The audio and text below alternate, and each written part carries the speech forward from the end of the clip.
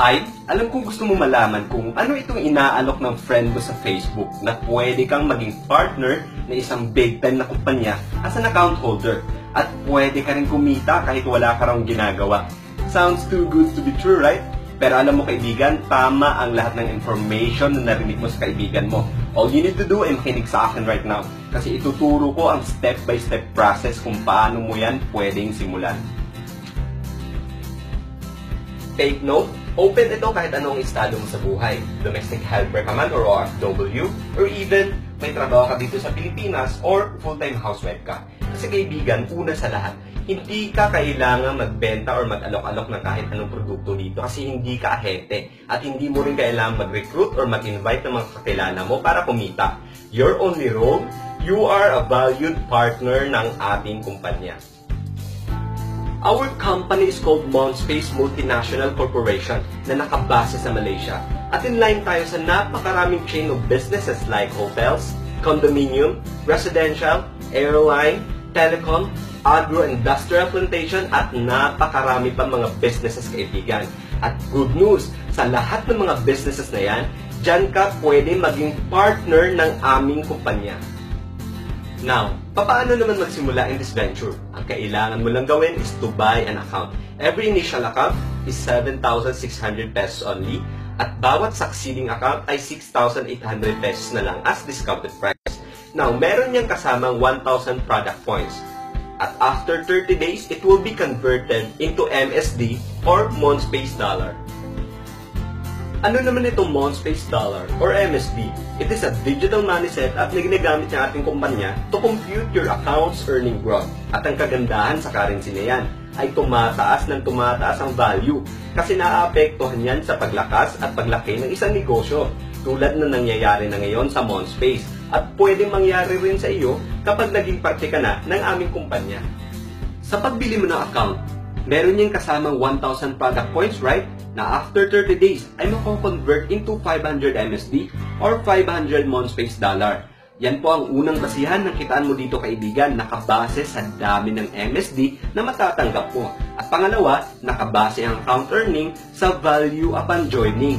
Take note kaibigan, ang dami ng MSD na matatanggap mo ay nakadepende rin sa kung ano ang value sa pagsali mo. Eto magandang tanong. Saan naabot ang 7,600 pesos mo? Right now, makinig kang maigi at panoorin mo kasi ipapakita ko ang mga figures na pwede maging future account earning mo. But before that, ipapakita ko muna ang formula kung paano kumputin ang account earnings mo. So una, nakabase yan sa dami ng MSD na meron ka. At pangalawa, i-multiply mo yan sa value upon joining. So far, as of June 1, 2017, we started 5 pesos value or $0.10. So ang total niyan, yan yung unang magiging account earning mo. Kaibigan, kapag meron ka ng account earning na hindi pa naman ganun kalakihan, huwag mo munang i-pull out ang account earning mo. Antayin mo muna na tumaas ng tumaas ang value hanggang maging satisfied ka na sa amount nito. Kunyari, ito ang long-term projection ng ating kumpanya within 18 months up to 2 years time na pwede nating ma-hit ang 500 peso value mark. Meaning, pag nangyari yan, 500 MSD na meron ka times 500 pesos value kaibigan, that is 250,000 pesos na accounts earning growth. You know what? Pag yan yung natanggap mo at naantay mo, good news yan para sa financial ng pamilya mo, kaibigan.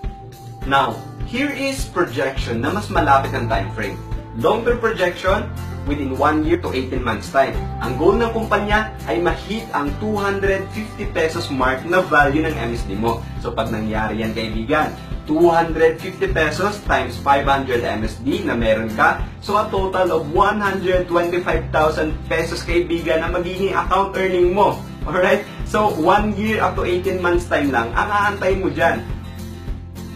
Don't worry, kasi may projection din tayo na mas mabilis sa more than 1 year time. Tulad po nito, 6 months up to 1 year time, ang target ng ating kumpanya ay ma-hit ang 100 peso mark value.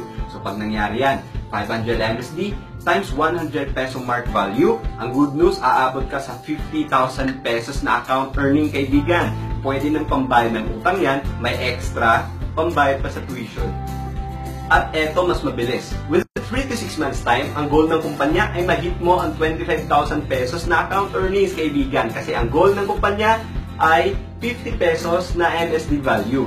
Now, take note, wala kang ginagawa dyan. Hindi ka nag-aalok, hindi ka nag-i-invite, or hindi ka kumakausap na kakilala mo. Pero, aantay ka lang na may kitang darating sa'yo na 25,000 pesos. And that is a real big money, kaibigan.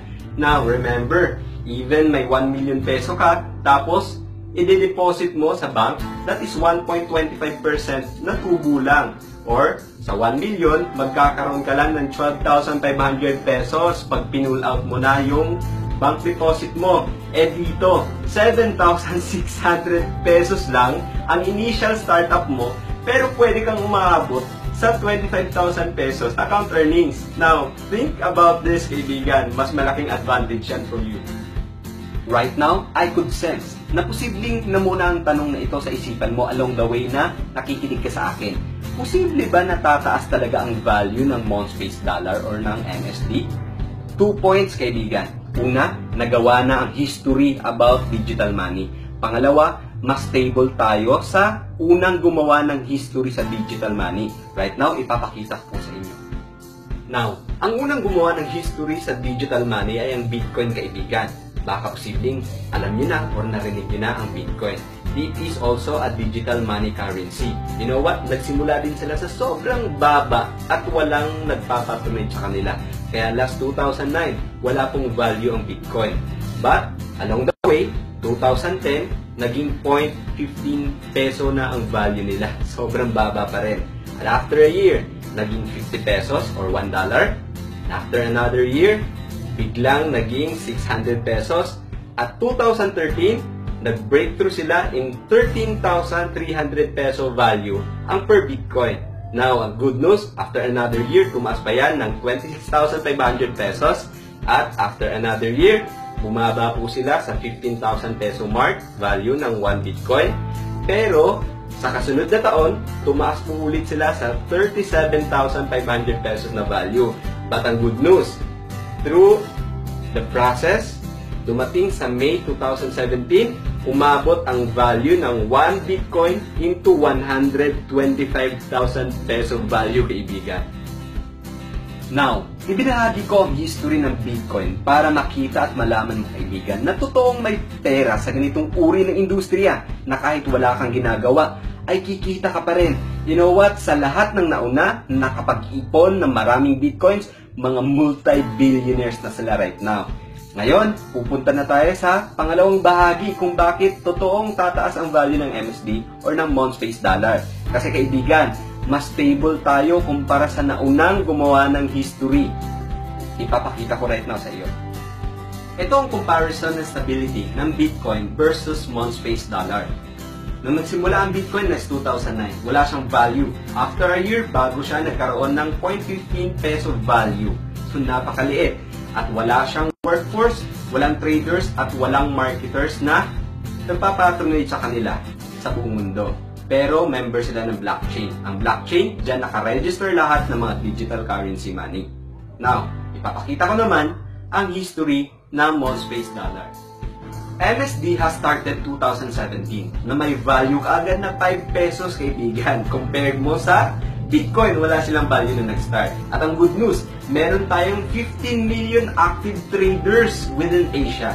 At 15 million workforce, at the same time, 15 million active marketers.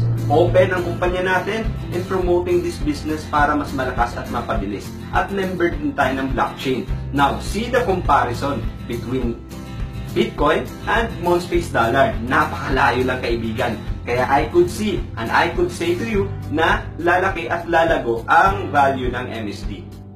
Kaibigan, yun yung unang ways of earning ng Monspace as passive income, meaning kikita ka kahit wala kang ginagawa. Now, ang point dyan, kung kikita ka kahit wala kang ginagawa, how much more kung meron kang gagawin? So, you could also share this to your friend as blessing. Pero optional lang po ang pag-i-invite or kakausap ng friend. Pwedeng gawin mo at pwede rin hindi. Ito ang setup ng earning kapag nag-share ka sa kaibigan mo. Ang tawag natin dito ay active income or yung may ginagawa ka. Ang tandaan mo lang, meron kang left team at meron kang right team. Every time na may bumili ng isang account sa left mo at merong bumili ng isang account sa right team mo, automatically, kung direct mo sila, meron kang additional na 10,880 pesos na additional earning, kaibigan.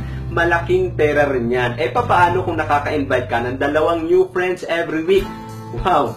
So that is 10,880 times 4. Napakalaking tulong na rin yan para sa iyo, kaibigan. So I could say na pwede mo rin subukan mag-invite, pero kung medyo mahirap para sa iyo, huwag ka na mag-invite. Antayin mo na lang yung passive earning mo dito, kaibigan.